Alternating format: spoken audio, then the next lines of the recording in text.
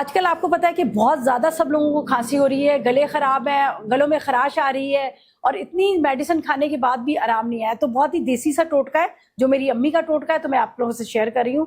इसको इस्तेमाल करेंगे, इंशाल्लाह आपकी खांसी का आराम आ जाएगा। अच्छा, इसमें हमने ली है 10 से 12 हमने इलायची ली है छोटी वाली, 15-20 अदद आपने लेनी है लौंग, 4 से 5 टुकड़े ले लेने हैं मुलट्ठी के।